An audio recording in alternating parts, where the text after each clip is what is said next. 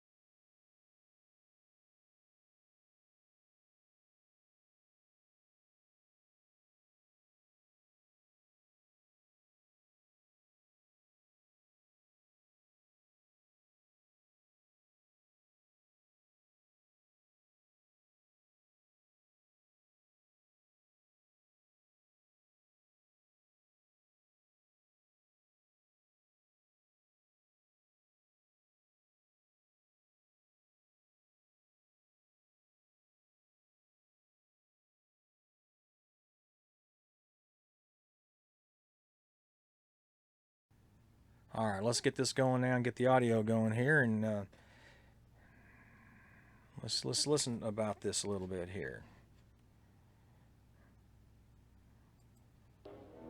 When NASA launched the Pioneer 10 spacecraft in 1972, it attached to it a golden plaque.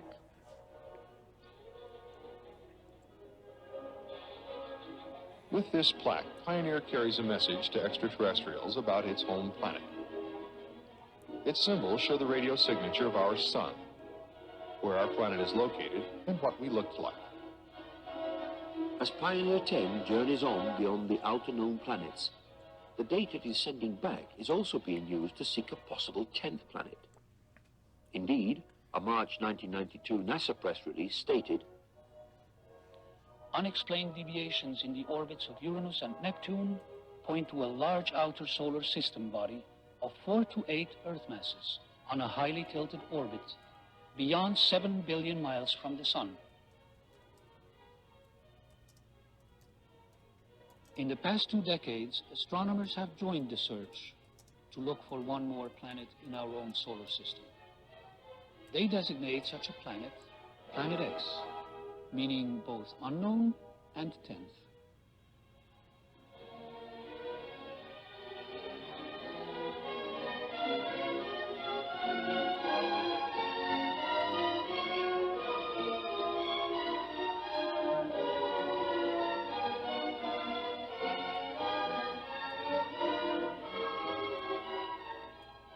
Maybe you wish to tell us in a few minutes the nature of those discoveries.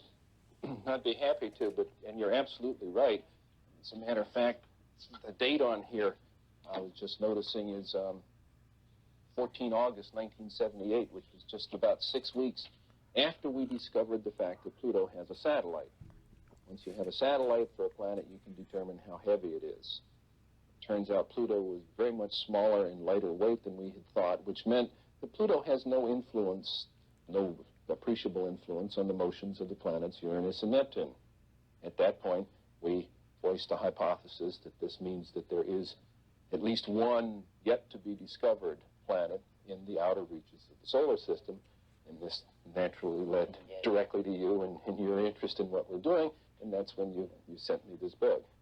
You have then postulated the existence or the appearance in some time years ago of a celestial body which you, I think, named in that paper an intruder, yes, which may have collided with or somehow turned on their side both Uranus and Pluto.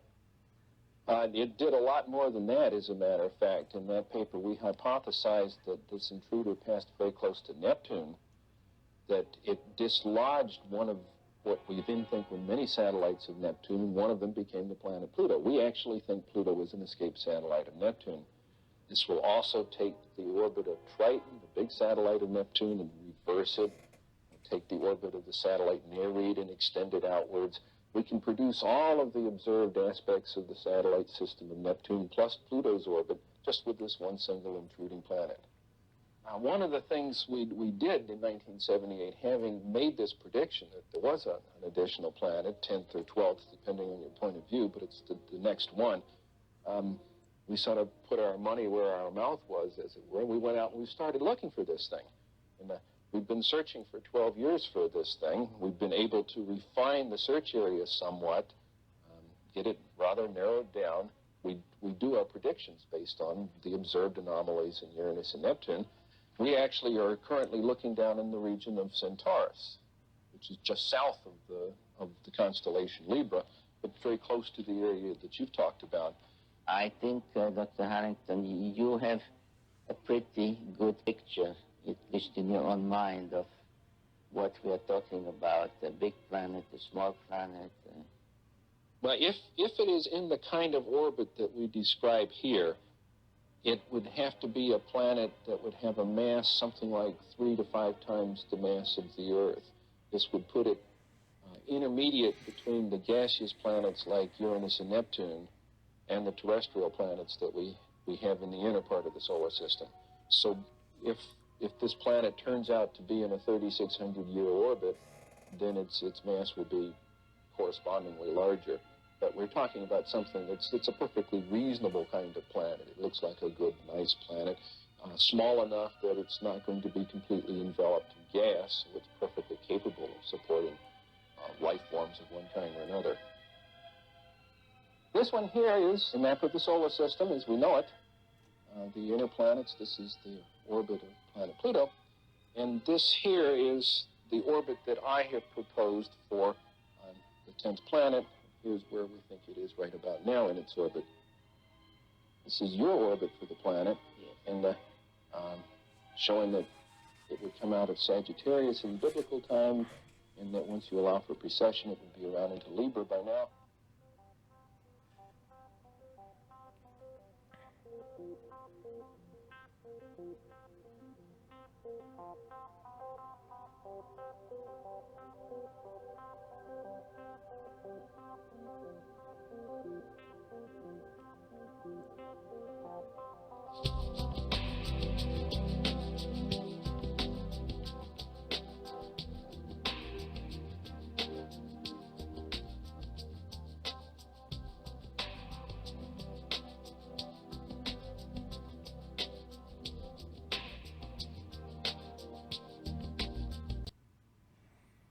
Alrighty. Now, as you saw, that was the man himself discussing it, Dr. Harrington, along with Sitchin's interview. These people were paid by NASA. I mean, Harrington was paid by NASA, and why would he lie? Why would he lie about a thing like that? So let's bring up something else here, because this is NASA itself today. All right, I'd like for y'all to listen to this. This is NASA today. So I get this thing moving through here.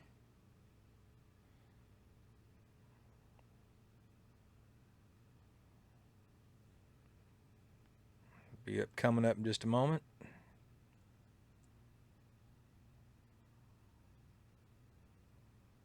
There we go. That's what NASA has to say about it today. Hi, my name is David Morrison. I'm a NASA space scientist, and I want to talk to you very briefly about Nibiru. I'm doing this because I received a note from a 12-year-old girl recently that said she wondered if the video I made 2 years ago was still valid, that she and her classmates were scared about Nibiru, and could I please explain, from a science point of view, why we know Nibiru is not real and is not a danger.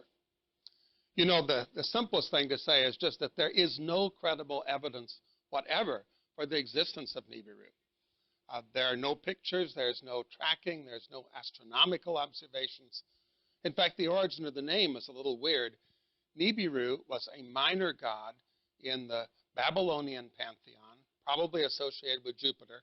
There's no record that they ever thought of it as a planet. Sometimes we talk about Planet X, but that's a strange term too, because astronomers say Planet X for an object that has not been found, a possible object, like Pluto. When it was being searched for, it was called Planet X. Once it was found, it became Pluto. So there really isn't any evidence here to counter, but I can quite specifically say how we know that Nibiru or Planet X does not exist and does not threaten the Earth. First, if there were a planet headed into the inner solar system that was going to come close to the Earth in December of 2012, it would already be inside the orbit of Mars. It would be bright. It would be easily visible to the naked eye. If it were up there, you could see it. All of us could see it. And the crazy thing is people who say they are observing it but never tell us where to look so we can verify. Well, it doesn't take an astronomer to say that there's no bright object up there that's appeared in the night sky and is headed for Earth. Second, if Nibiru were real and it were a planet with a substantial mass, then it would already be perturbing the orbits of Mars and the Earth.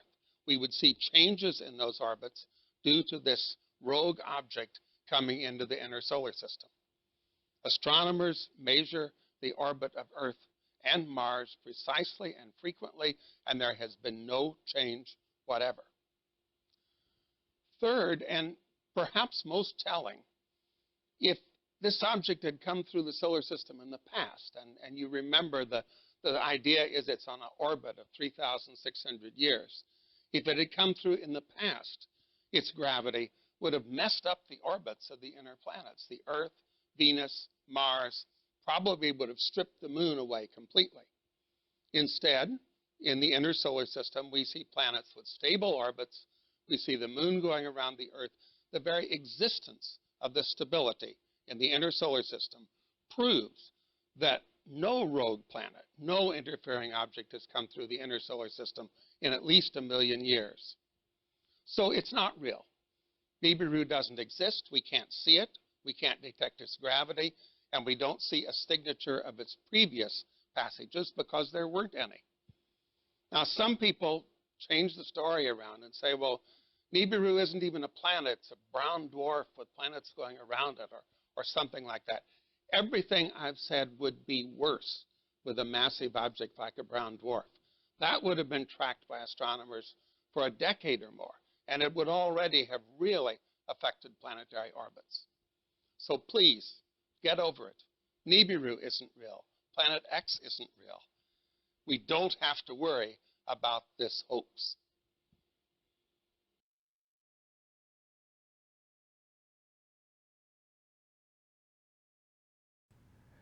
Now, that being said, when has the government ever told us the truth?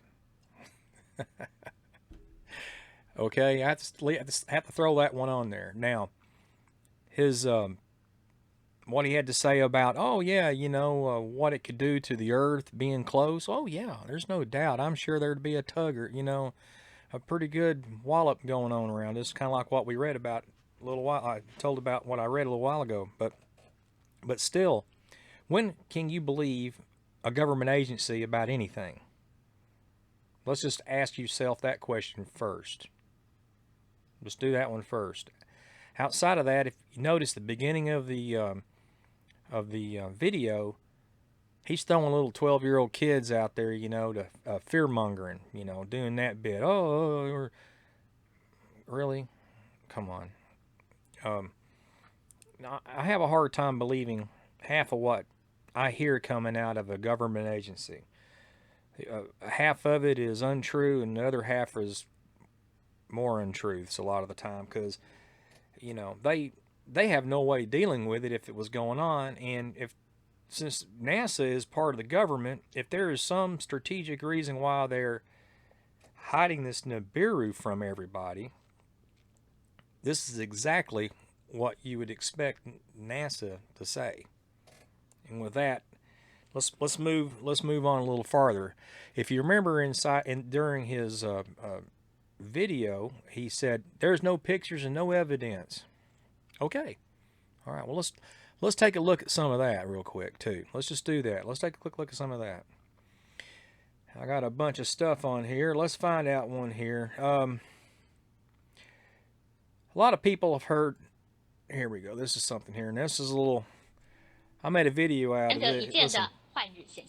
This is in China, folks. This is here, let's 两个 move this. 太阳室有没有看错啊？有网友在网站的留言板上写着标题：今天我朋友去海堤跑步时拍到的。内文就是这张在澎湖拍到2个太阳的照片，引发了网友的广大讨论。有人说有2个太阳，难怪这澎湖紫外线特别强，夏天也特别热。但也有人大叫见鬼了，还有人说地球要爆炸了，快点逃到太空去。当然也有人怀疑照片造假，质疑是不是 iPhone 特效功能拍的，甚至连马公气象站的主任看到了都啧啧称奇。换日会稍微有一点距离啦，很少看到。我不敢讲说一定没有那么近啊，但是怎么会那么近？2个太阳那么近。Now these Chinese, they see something going on. 薄云折射太阳光线造成的奇观，正好一位澎湖导游到马公观音亭散 Now 步 is 时 this a 拍到， hoaxed video like you see on a lot of YouTube? 其实这边已经很少看到太阳，还一直看到2个太阳。对啊，澎湖不是没什么太阳，最近了。好在2个太阳只是难得一见的特殊景象，地球不会因此毁灭，大家可以不用穷紧张了。All right. Anyway, let's go back here, and I'll stop it on a still picture here. A decent one, if I can find one in here. All right, let's look at that. I mean, it's not much of one, but let's move it. There you go. Now, is this lens flare? I don't know.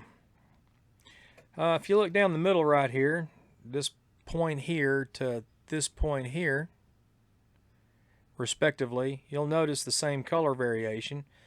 That may be the clouds. This dark area may be cloud cover, you know. Now, if this is a planet, let's say this is the planet and this is the sun. You can flip it around and say this is the sun and this is a planet. Either way. If this was a planet and this was the sun, back to this one, we would see a crescent right through here. The rest of it would be completely dark and we could not see it at all.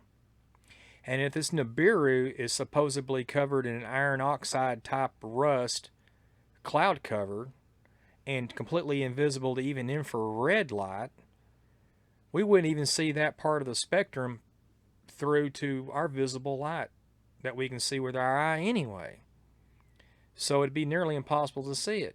But given this, when you look at this right here, as you see right here, I'm moving my cursor around on it, you would have a crescent relative to it looking at the sun. If you notice the moon right now, if you go outside tonight, January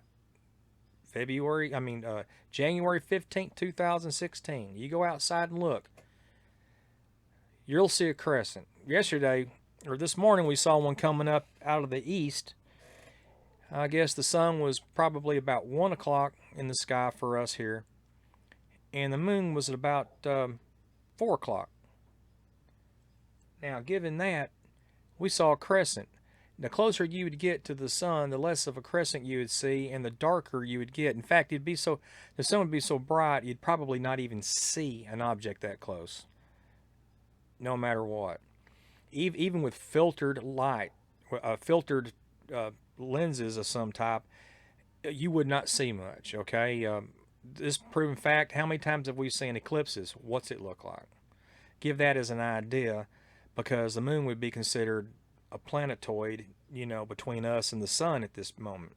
Now, if you think of Nibiru or this Planet X being the size they say it is, if it's at an orbit right now close to, let's say between the sun and us, somewhere around the vicinity of where the orbit of Venus would be, or even Mercury for that matter, it would look like a BB compared to a orange, or maybe a softball and a BB. That would be about the difference in size of that Nibiru to our perspective, if you give the relative size. Nibiru is supposed to be like 1 to, I think it's 21/100th the size of the sun or something like that. I mean, it's very small in comparison, and it's not going to be the same size. So if you was to see an object like that this close, dude, it's close. I mean, it's very close. So we would be feeling the effects of it for sure. Now, let's drop out of this. Now, that being said, there's a fella on BT Earthwatch, December 3rd, 2013. Now, he has some good information. This video came about kind of strange, and I'm going to show it to you. Here I've got the definition of diversion, and to me, regardless of what you're talking about, get the enemy to look one way while major movement comes from the opposite direction. Guys, I don't care if it's military, political, martial arts, fake left, come from the right. You understand what I'm saying? Now, ISON we were told by mainstream media before YouTube started talking about it, that ISON would be the comet of the century. And we watched it. It's been beautiful, still watching it. I'm going to show you the new images as it comes across the sun and spreads out further. You see it coming into the top right there. But I was watching a radio show yesterday, and someone sent a video. But anyway, this whole time, guys, they were going to all the trouble to move the SDO cameras, get everyone to look, get everyone that had ground-based images to watch ISON on the 28th. Send their images in, get everyone's attention. Do not look back. Now, people, if you look at the date down here, this is back in 2013. Now, you're seeing a smudge ring on both images. See that circle? Well, that's after these images were scrubbed. And my friend from Austin, Nick Danger, sent an image into Paul Begley's show yesterday when I was watching it and asked if we knew anything about it. So I went back and they had scrubbed it from the Sechi A camera. That's all that's left. If you'll go to that timestamp on the 28th of 409, you'll see just that circle. Well, I happen to be recording most of the cameras on the 28th. Top right is the picture they sent in to the radio show where you could see it there on live stream, guys. And at first I wasn't sure because it was so grainy just watching it, through a couple of levels there. So, but I matched it up on dates. And this is what it looked like before it was washed. Now, the entire world was looking to the right on this exact time. You see the tail of ISON going in here in the large picture, inky under it. Okay, the whole focus of the entire world was the opposite direction. Well, I checked this thing out. And again, I was recording it on the other cameras on that day. Most people were. And before they got back to the Sechi HI-1A camera, I went back and I got about 4 clips. This thing came in from the left. I was checking it on this gray camera because it will eliminate almost any lens flare that you're dealing with. Okay? But why would they scrub it on the left side, guys? This object, don't know how big it is, came in from the left. They knew the timing it was coming in. They knew to get everyone's attention towards the sun. Comet ISON was coming in perfect opportunity. We're still watching it. I'm still watching it. These are all enhanced images that I did. Guys, and when the solar flare came across this thing, the shadow of it even changed. Look at this. See how the flare came across ISON's tail? You see that? And then the object completely changed. The top darkened just like the top of the image, and the light from the solar flare lit up the bottom of it. Now, I analyzed it, sent it back in, and Paul was looking at it today on the show. We were talking about it, called in just for a moment. Here's ISON coming into the top right, guys. This is a day later. So perihelion had already came around. It's the same camera though. Just to show you, you're not seeing it there. It came through on this camera on that date. Now, we were talking about it on the show, and a fella called in. He couldn't tell us about himself. He said his name was Mike, worked for the federal government. He said the picture was real, that someone had let it leak out. 4 people had just lost their job about it. But I'm sure Paul will probably archive that video tonight. I'm not sure his schedule on how he does that, guys. Some of you know more about that than I do. But he may have the guy that called in. It's not me. I mean, there was several hundred people on the radio show at that time that heard him call and say the images are real. And guys, I couldn't get them to blend out or to create any type of anything that looked like a lens flare. Now, a couple of things here. You got a small asteroid out to the top left as we're looking at ISON coming in. Now, I want you to notice something about ISON here. Is that I'm going to bring it up and I'm going to do a still shot, but it almost appears to be turning. In other words, it looks like a fan from the side. It's actually a cone, looking at the bottom of it. And there's a shadow on the left side, and it appears to be turning somewhat. That could be natural because of the way the camera's turning.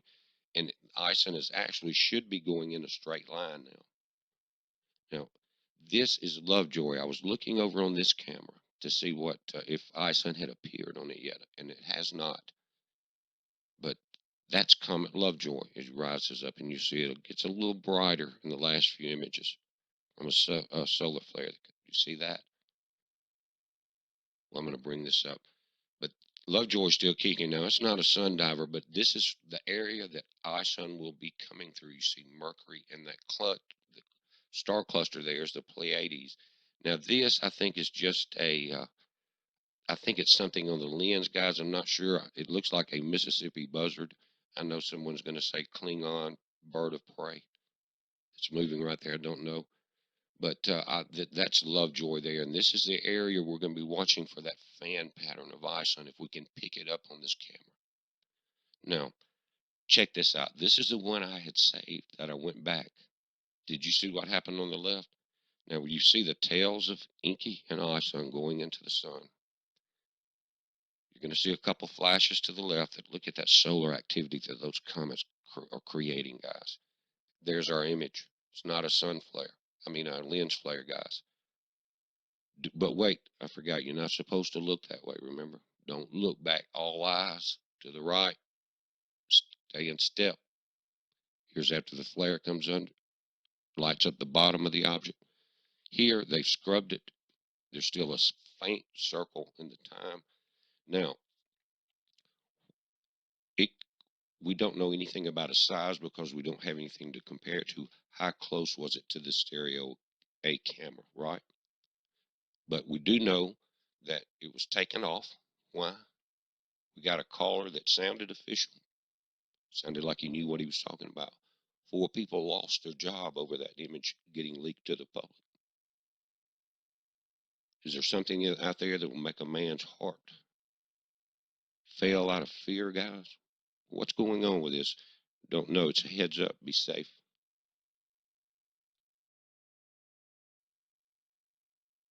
December 3rd, 2013. Guys. All right, you heard it from BP Earthwatch. He's actually pretty credible when it comes to astronomical stuff. I would recommend subscribing to his channel if you can. He's pretty interesting. Why would that be made up? And if it's so, why did these people lose their jobs? Okay, I'm gonna ask these people who lost their jobs to contact me with verifiable evidence that they did work there, and I'd like to have a discussion with them, you know, via telephone or something like that, you know, and we could work this out. I'd like to know what's going on inside this little thing happening here. So I'm giving a public notice. Hey, I'm asking these people to contact me. I want to bring you on the show here via telephone and find out what was going on. Makes sense to me. Anyway, you saw that picture. Let me move down through to it.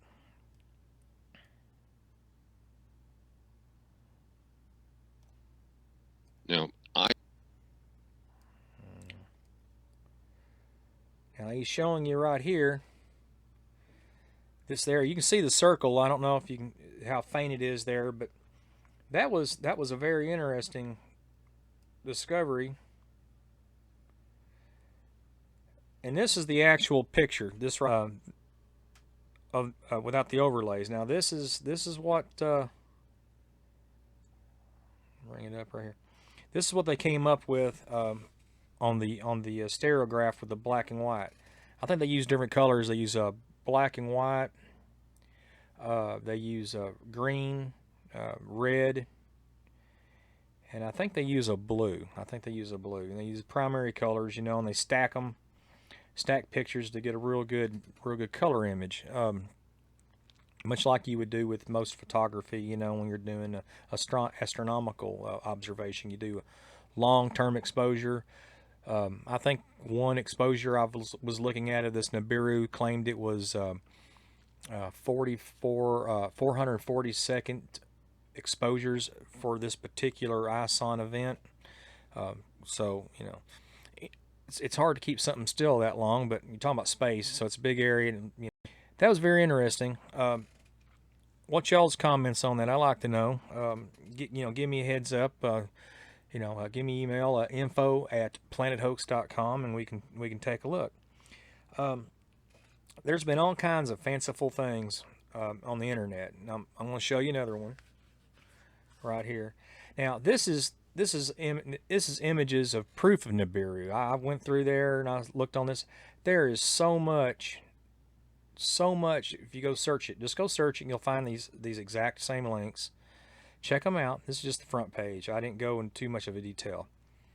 There's quite a bit of stuff there, and this is something that I would recommend to do if you want to know more about this Nibiru business. If a lot of y'all haven't heard about it and don't know much about it, and you just kind of lazy about it, well, hit the search here and take a look.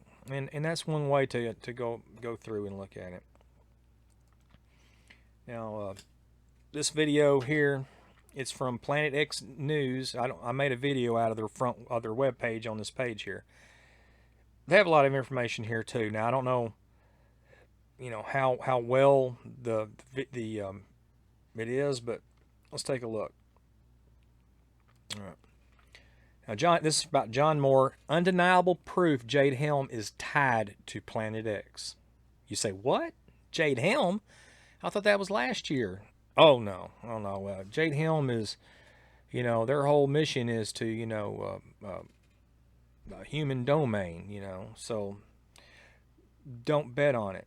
Anyway, this was originally written in May of 25th, 2015, and then update released on June 8th of the same year. This is from John Moore in a letter, and it says, "Ladies and gentlemen, in the alternative media, there has been a lot of concern over the goals and intent of the 2015 U.S. military exercise Jade Helm 15. All right. Let me bring it up here a little bit. I did this as a video to go through it, and I just figured I'd stop it as I went.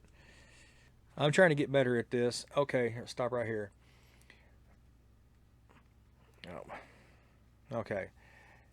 There have been occasional reports, none I previously seen, backed by any demonstrable evidence, that the real reason for Jade Helm 15 is connected to Planet X, Wormwood, Nibiru, up until I received the following report. These previous ones I regarded as background chatter.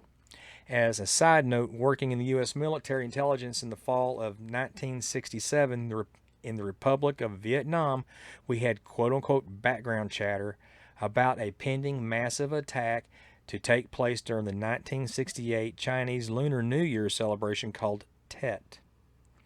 I learned the hard way to pay attention to background chatter.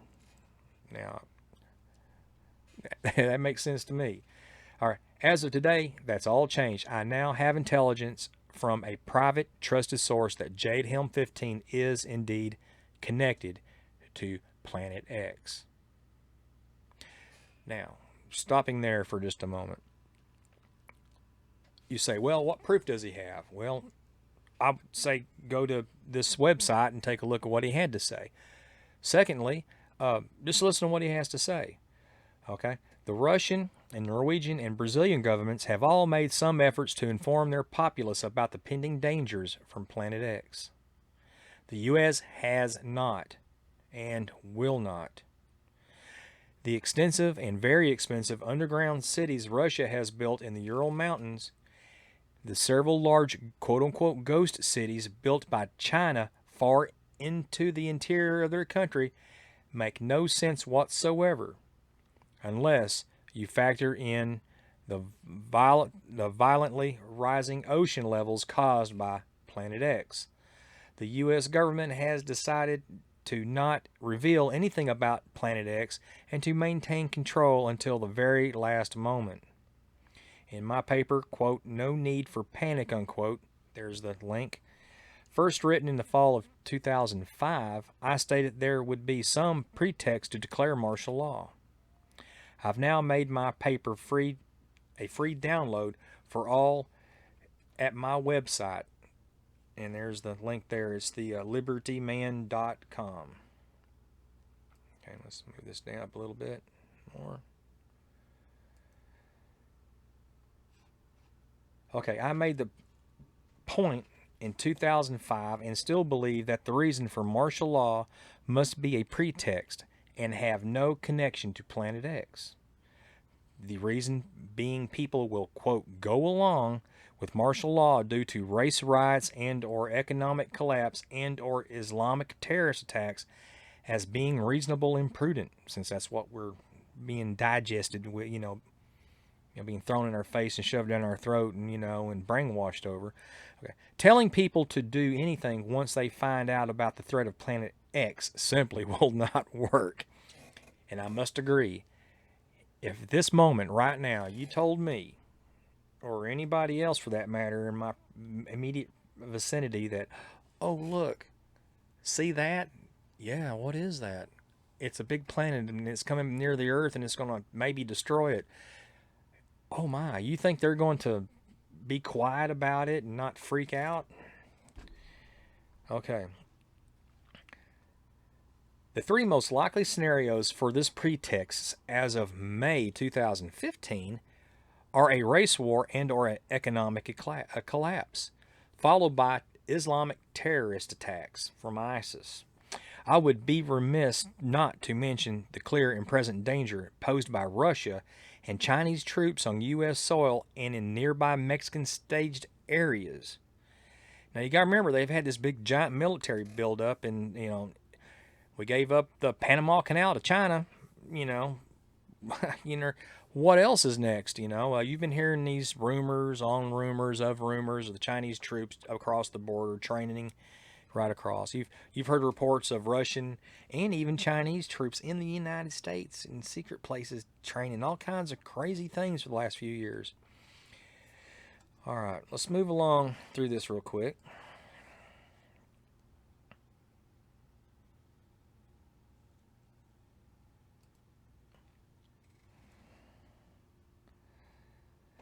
All right.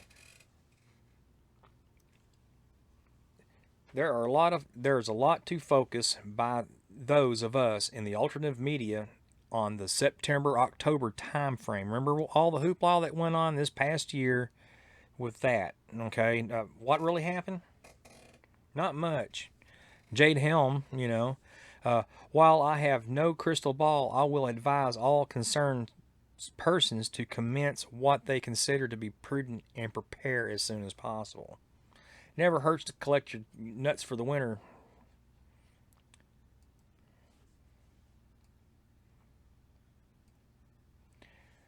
All right. Given the importance of the matter, I want to exercise good standards of journalism. I elected to delay publishing this article prior to getting a second source reporting the same thing, that the Jade Helm 15 training exercise is Planet X related. Today I am satisfied that I have a second source. While not my private source, I know and trust Steve Quayle, and we'll listen to him here in a little while, today published an article in his alert sections that Jade Helm matter is indeed connected to Planet X. While the author of the alert does not specify or specifically mention Planet X, he certainly implies as much. The author uses the pen name Sealman. Sealman, spell it out. May your eyes and ears be opened by the grace of God and the desire to understand what's really going on. If people can't see the writing on the wall by now, they'll never wake up. A military does not transport tons of concertina wire out in the open, not caring if it's seen, unless it's going to be used for something soon. This wire is used for two things: keeping enemies out or keeping prisoners in. The cost of transport, manpower to erect the wire, and manufacture far outweigh most costs for using the amount we are seeing transported for merely an exercise. Now, during the Jade Helm and even before that and up till today, the military's been preparing for something. They've been stockpiling. They got Bearcats, they got Strikers, they got all these kind of vehicles, being staged all over the United States. You've seen them on trains, you've seen them running down the highways, you've seen them hauled down the highways, you've seen them parked at your local police stations, you've seen them parked at airports and hangars, you've seen them all over the place. All right, there's no lie that stuff is being spread out. Okay, now, the U.S. military and other U.S. government agencies are spending way too much time and money for training. Our country leaders are scared to death. They are prepared for something big. The speed at which everything is being conducted, pre-positioning of assets relocated, signals to me that whatever has them scared is just around the corner. Okay. Anyway, it goes on and on and on and on and on and on and on through this article. Let's move through it again a little more.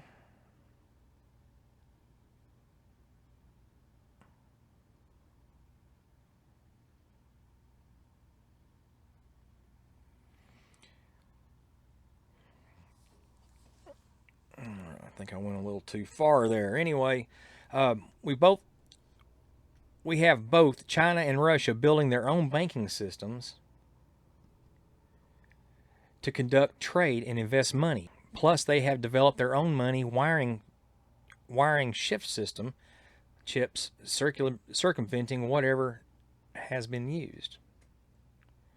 What has always been used. The Middle East GCC countries are now forming strong military alliances so they can effectively operate joint militarily together in the future.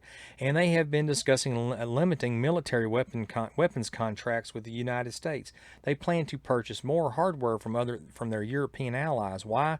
Because the U.S. will no longer be reliable. That's right. We'll be too busy dealing with the chaos in our own country. Plus, weapon manufacturing will come to complete halt, and they know it. He's saying here he believes the 500 days of climate chaos spoke about by the French foreign minister with John Kerry standing at his side has everything to do with this. When the real chaos begins, superstorms, earthquakes, volcanoes, and the U.S. will be at its weakest. Most of our military will be overseas. If you are in the military, plan to be stuck overseas. All emergency response assets, the National Guard, FEMA, Red Cross, DHS, and other agencies will be overwhelmed. And this is when the UN will intervene. And all our enemies from all corners of the earth will begin their invasion. That is what pretty much all of us constitutionalists have been worried about here the past couple of years, don't you think? Things like this. Why are they doing all this? You know, the most disturbing part of this, it has to all be planned. We all have been sold out by the global government corporate enterprise. And in case anyone wants to know who's paving the way, who is in charge, who will light the way, all of you will have to do this in tune to the Pope's address to the U.S. Congress. Of course, the first time in history, and his address a few days later. And we all heard what he had to say. This coming, he will be, in a calm voice of reasoning, he will begin the process of unifying everyone. He's already called for pretty much a one-world religion. He's been bound down to even Islam. This Pope has. He's kissed the Quran, for God's sakes. I mean, he's talking about a one world system. You know. Anyway, let's keep going. Let's just keep going. There's so much stuff here.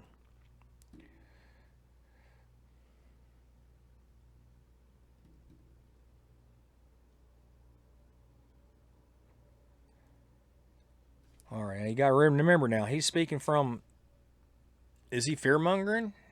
Is this man fear-mongering? I don't know.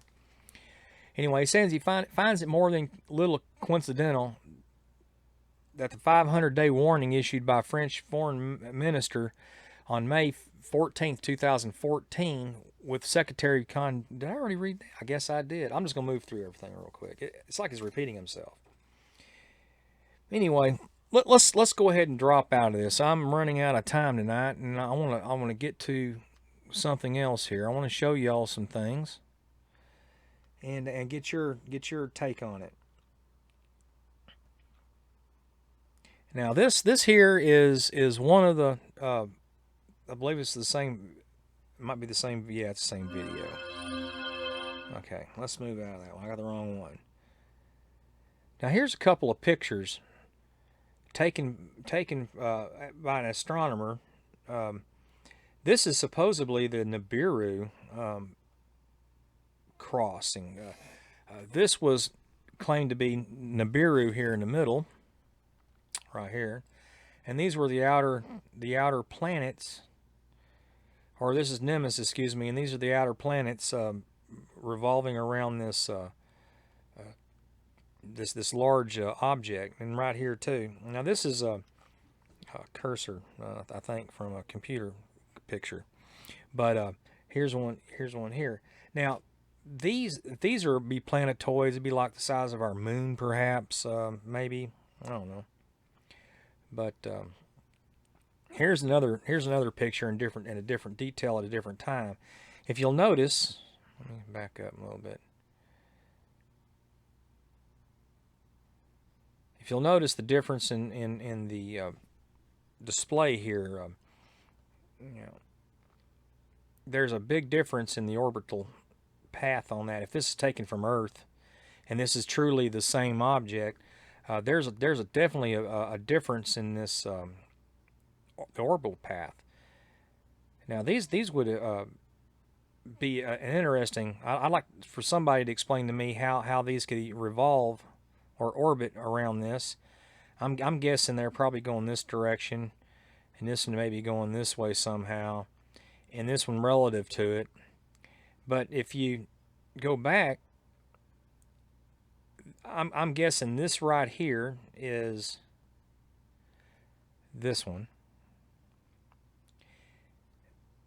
and this one here, see it here, is this one here. All right, and then this one here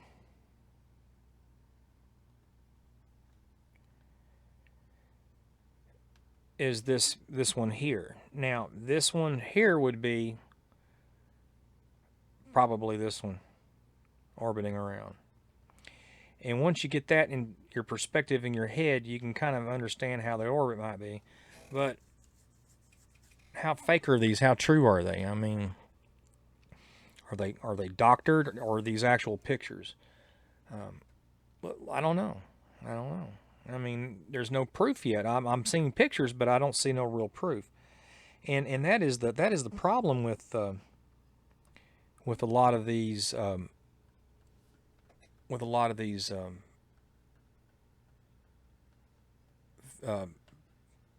things I'm seeing. Now, let me bring these up. Now these are some pictures in different color detail.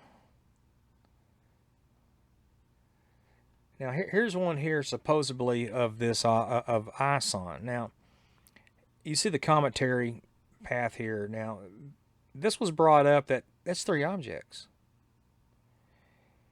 and when they brought these up in the fine detail, it was like a single dot and 2 bars facing it, and they look perpendicular to each other, like they were, well, I mean, it doesn't look natural.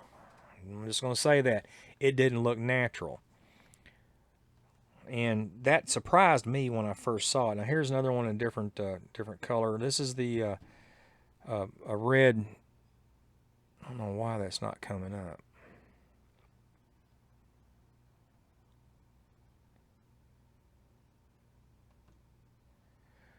Well, anyway, I got a glitch going here at this moment. There we go. Yeah, I want to wait for it to time out. All right, now here you see it again here in the red, and you can pretty much see maybe partially 1 and then 2 develop. Now I'm on the understanding that these are streaks from faster moving objects that when it was time. These are the pictures that were taken at for 441 seconds or something like that.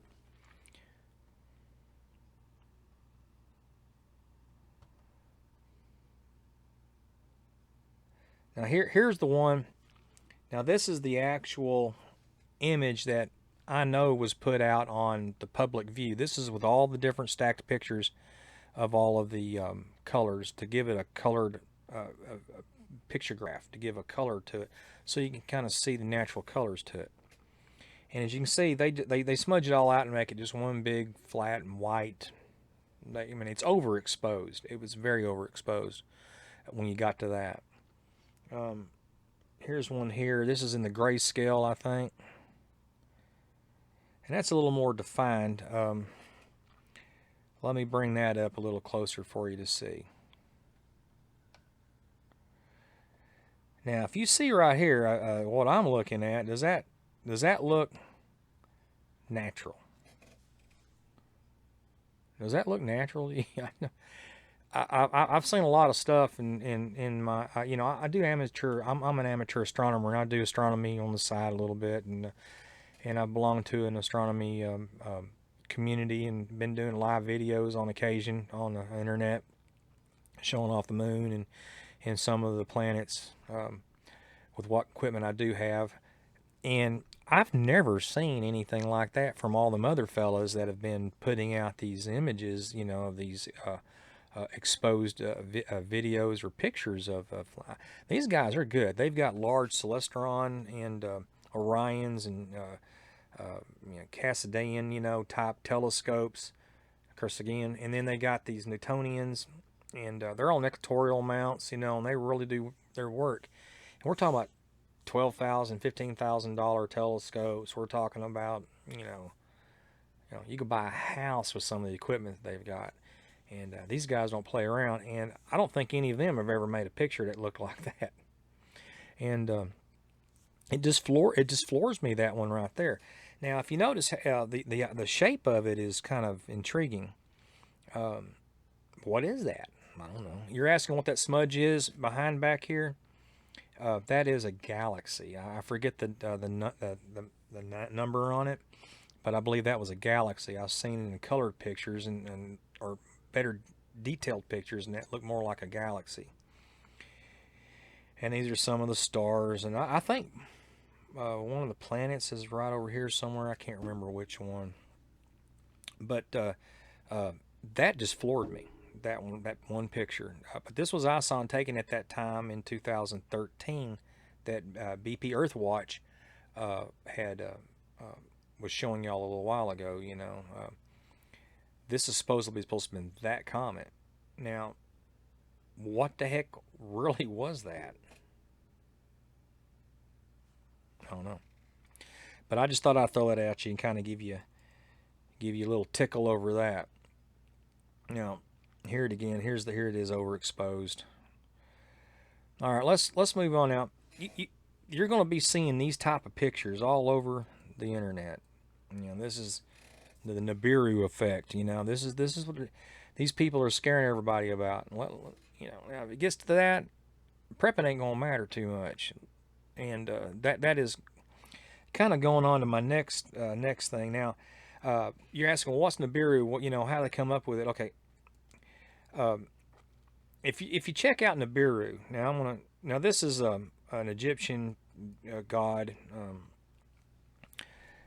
Arsar or something of that nature. The golden calf, you know, from Exodus. You remember the calf that the Israelites made or Hebrews made, and Moses got mad and threw the tablets at it and all that mess.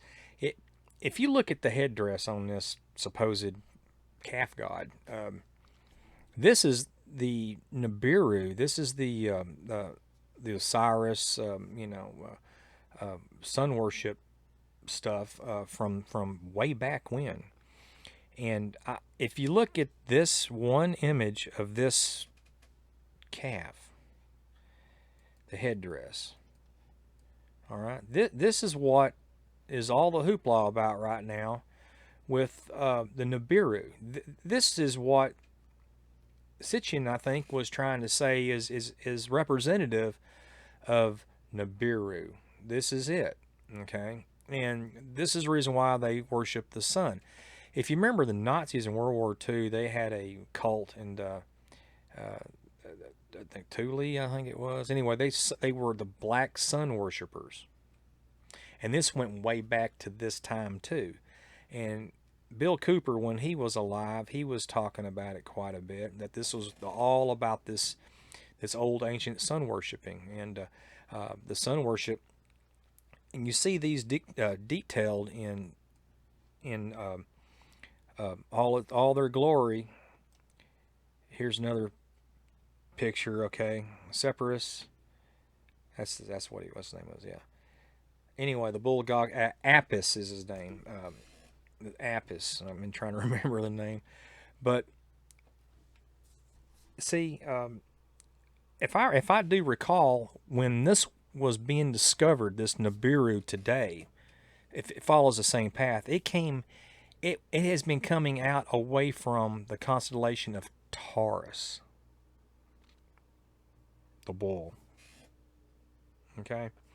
And it does this orbit, 3,600 year orbit, and it comes in and out through Taurus, through Sagittarius, I think, and at one time Aquarius. It does its rounds.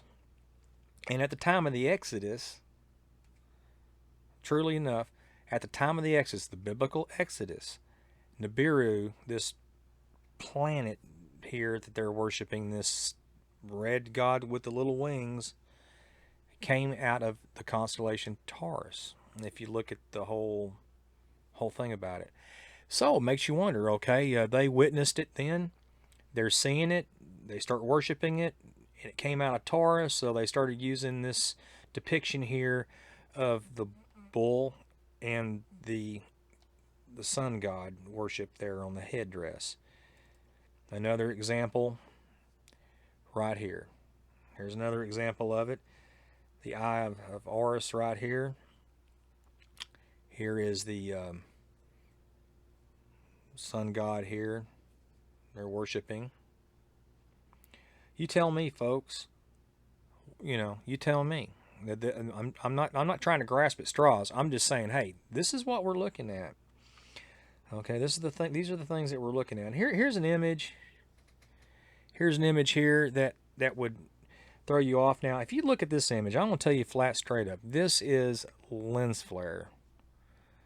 All right, you're going to have the main image coming through the lens, and the main image coming through the lens. The front and back side of the glass will have a reflection on it.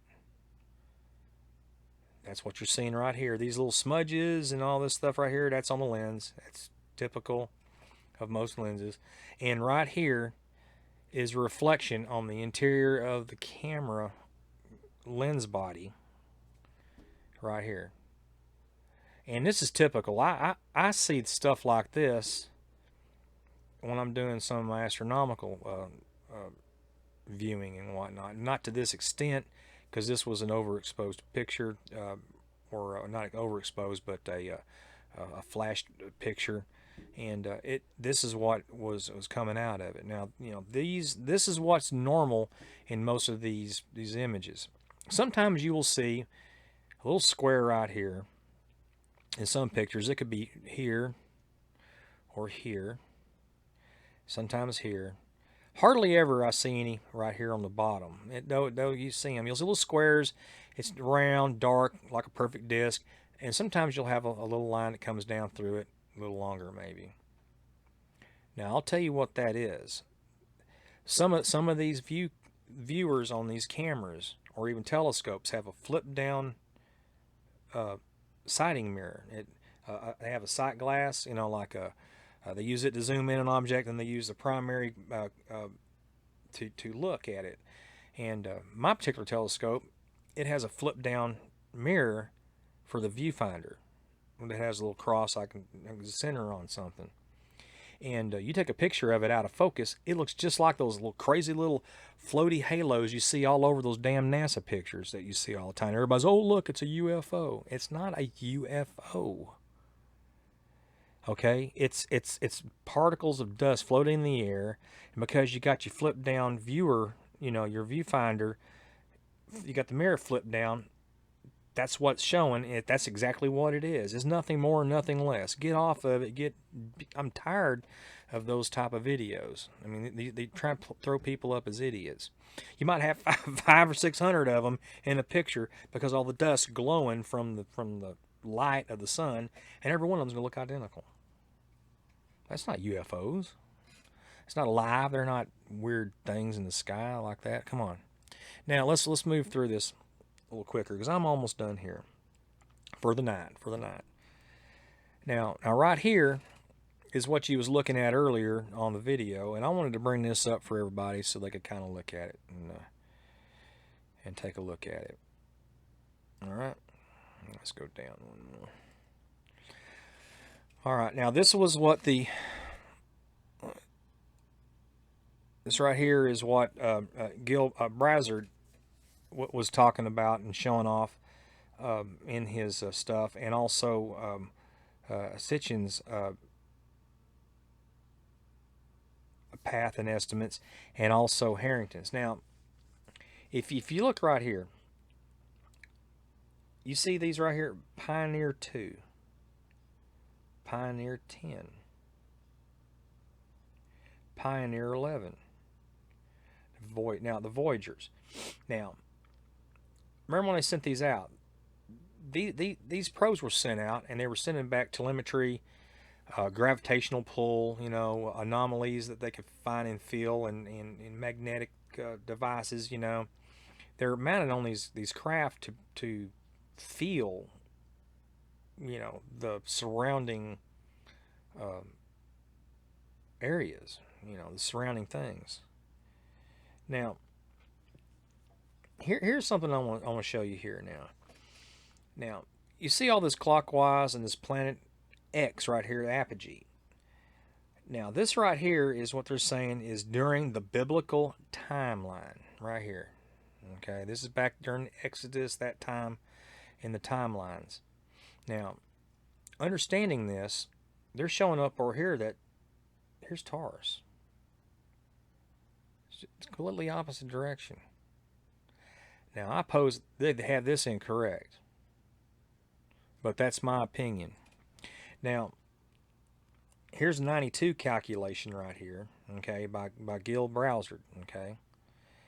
As you can see, he's showing it right here, coming back and through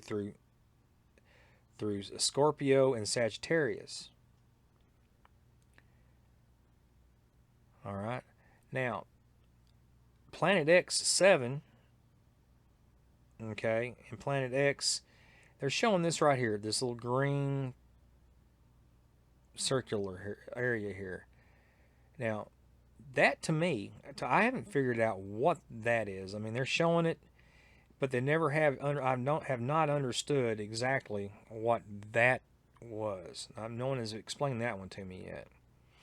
Now, other than that, the rest of it. Now, here's a 92 prediction, okay, by Harrington. It's coming in and out of Sagittarius to Libra. Now, this is the one right now they've been talking about being more correct.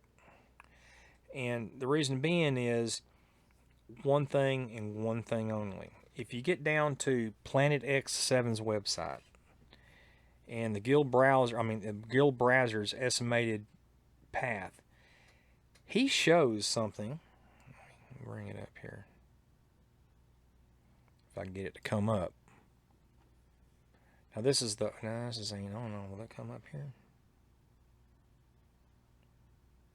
Oh, that's the wrong one. I got the wrong one. Let me drop out of that. Okay, let me drop this. Like I said, I'm doing this live, trying to figure it out. Here it is. Oh, that's the wrong one. Now, this is a PDF file, okay, from the PX7 scripture timeline of Gil Browser's, if it'll come up. All right. Now, I want you to look at this timeline real quick. Now, this is very interesting, just by itself. I want to tell you this mouse. Okay. Now, you see here, the average dates, they're like, you know, they're between 330, 380 years, you know, between these events. Here's one crossing of Planet X7, Noah's Great Flood, the Tower of Babel through Sodom and Gomorrah, Joseph of Egypt's timeline. These are the biblical timelines. Joshua's long day when the earth stood still. You know, the Exodus out of Egypt. I'm sorry. Job's trouble, Ruth's drought, David and King Saul's time, Noah's ninth, and then Zechariah sundial, and then 185,000 killed Assyrians, all in that timeline, in that area. Haggai's second temple, Yahshua's sacrifice, which Jesus on the cross. Remember, the ground shook, it got dark. Constantine's cross in the sky. Remember all that went on. He painted the shields, the whole bit. The Mayan and Aztec droughts. The Chinese guest star that's written in history. I suggest look that up.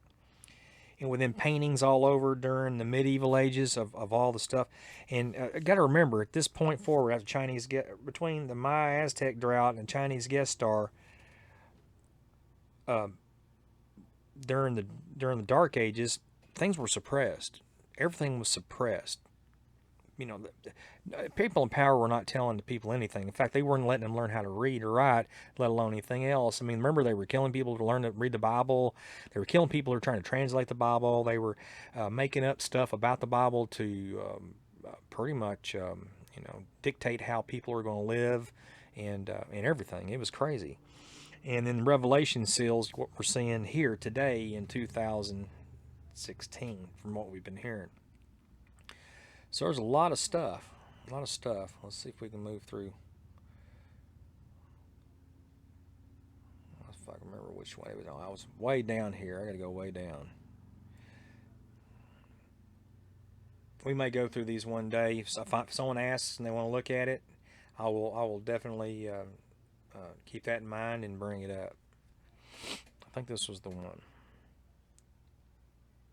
Yeah, here's the estimated year. Now, this is more interesting than just about anything else in this. Okay, estimating the year of the Planet X7 return. Its return will become apparent when Planet X7, which is the, you know, Nibiru Planet X, they just X7, is actually sighted in December in the prior year as a distant bright object equivalent to the appearance and size to Jupiter and as bright as Venus in the night sky. We will then have approximately 3.5 months before its first of 2 meteor storms. People say, what meteor storms? Well, according to what's been said, this planet is dragging a heck of a lot of crap behind it in its comet tail. And if it's going to go in our orbit on one side going around the sun and coming out our orbit leaving the other side, then we are going to pass through the trail of cometary junk that it left behind going to, and then the other half of the cometary trail as it's leaving out. So we'll have 2 events of these meteor showers, and the first one is going to get everybody's attention, and the second one is definitely people are going to be prepared for it if it happens, right? Anyway, here's timelines for these, okay? The least probable is between 2022 and 2030. All right. And this is the 324-year cycle that's predicted. Okay. And then here in 2017, which is the one we're looking at right now, you know, these two here, the moderate probability between 2017 and 2021. And this is the other thing that you've been hearing about. These 2 events right here are the big ones that you've been hearing about this past year. And this one here is the definite, oh, we got something going on. That's why they've been having these crazy predictions for the last few years, and they've been wrong every time.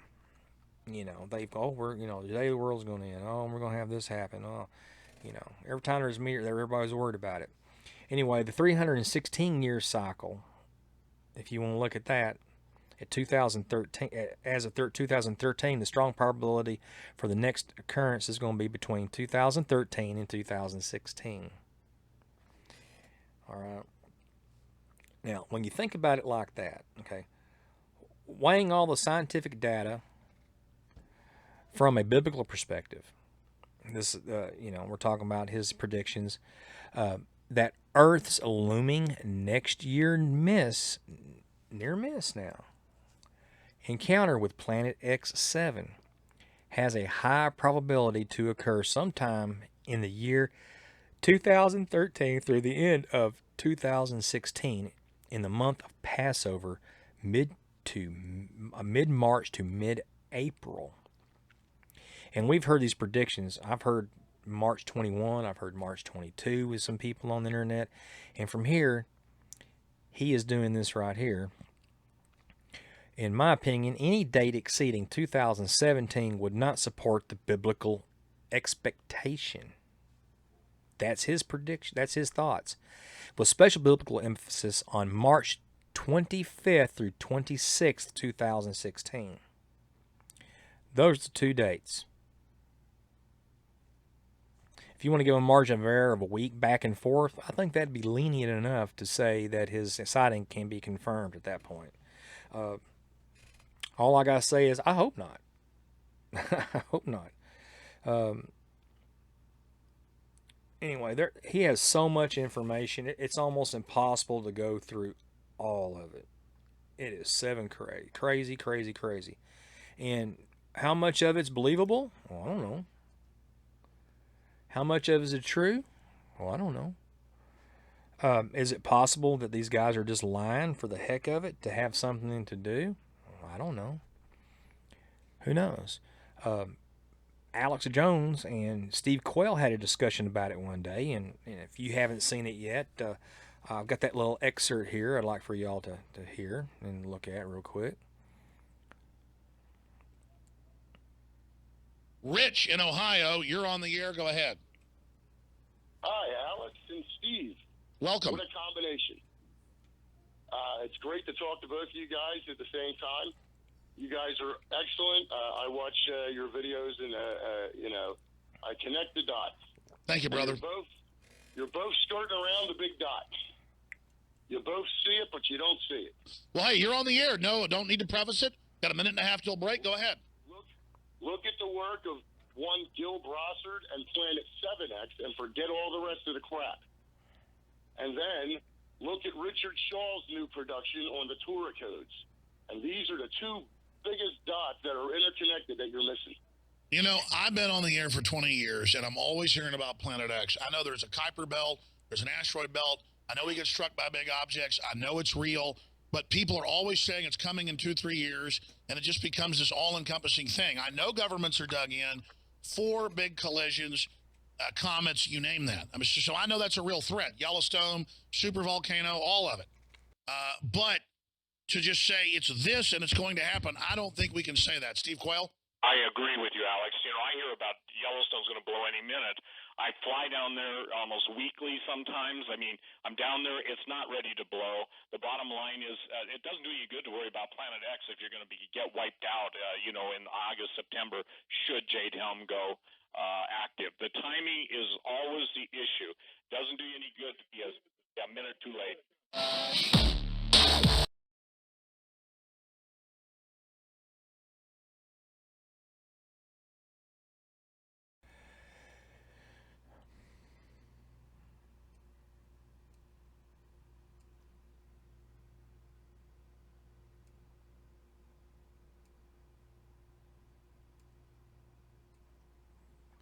All right. Well, with that being said, I mean, you heard Quayle and Jones.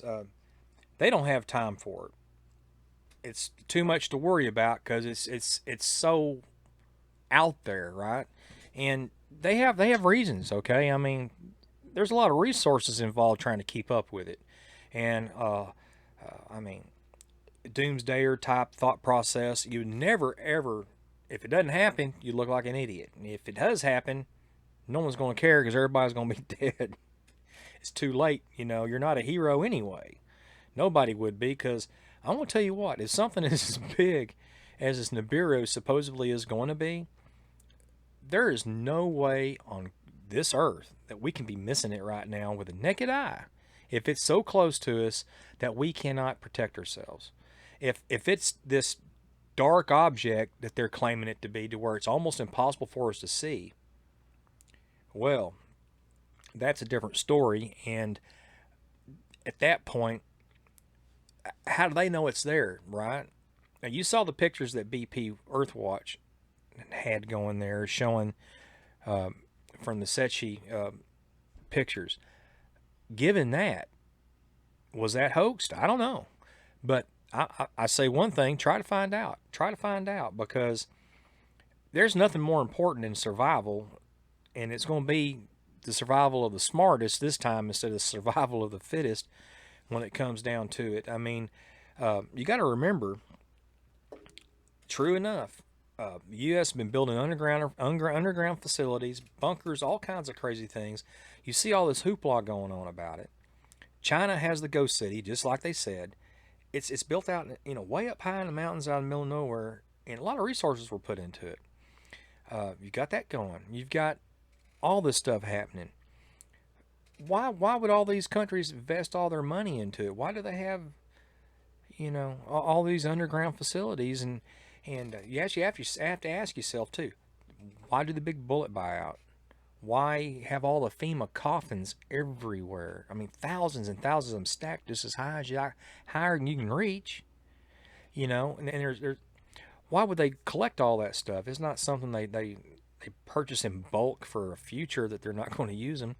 The Denver airport, good example. Why do they have such a big underground facility full of everything? Cisterns with water in them, fuels, all types of generators, all kinds of devices and stuff, all underground, ready to go. Apartment it's made up. It's like a city underground, right below the Denver airport, and nobody's using any of it. Why is it there? You see all the doomsday pictures at the Denver airport. Look them up.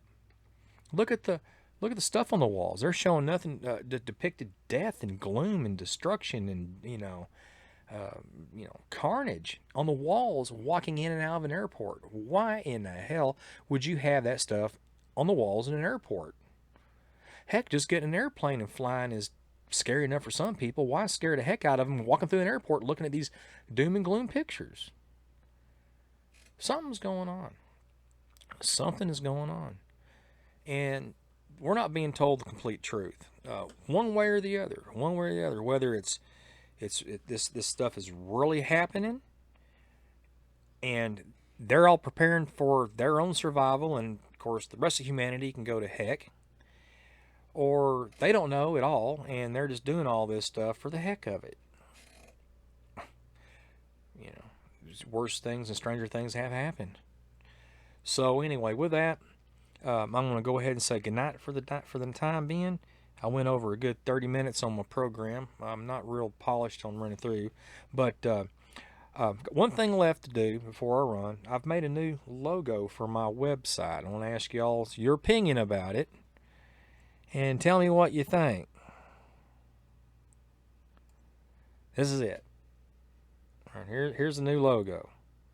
Give me a comment on it. Tell me what you think about it, and we'll go from there. I've got one that says live too when I do, news when I do a little blurb. I'm looking at doing this, so tell me what y'all think. I'm kind of partial to my old Bigfoot logo here. I'll probably keep it no matter what, but I use these on my shows. So give me a comment. Tell me what you think about it, and I do appreciate the comments. So with that, I will definitely see y'all next go around next Friday. I think I might do this on Ustream next week, only because I haven't seen it buffer any this whole night. So I'm recording this, and I'm gonna put it out later as a recording. Otherwise, hopefully it'll work out. I don't really know. Buffering is one thing. I don't understand YouTube's situation, why it's so hard to buffer and get my stuff to go live on YouTube. It don't make no sense. I can go on Ustream, boom, boom, boom. I'm going. I'm working, but I lose signal sometimes. So I'm working off of a signal instead of hardwired to the internet. So with that, folks, I do appreciate you coming in and visiting me, and I hope you're safe, and don't forget, there is a war going on to enslave you, and it starts right here on this internet. We're trying to figure this out. I need y'all's help, so you help me out. All right. We'll talk y'all later, and as I said, and see you in my next video or two till my next live show. Thanks for watching PlanetHoax.com. Subscribe, like, and comment on YouTube and Facebook. And remember, there is a war going on to enslave you.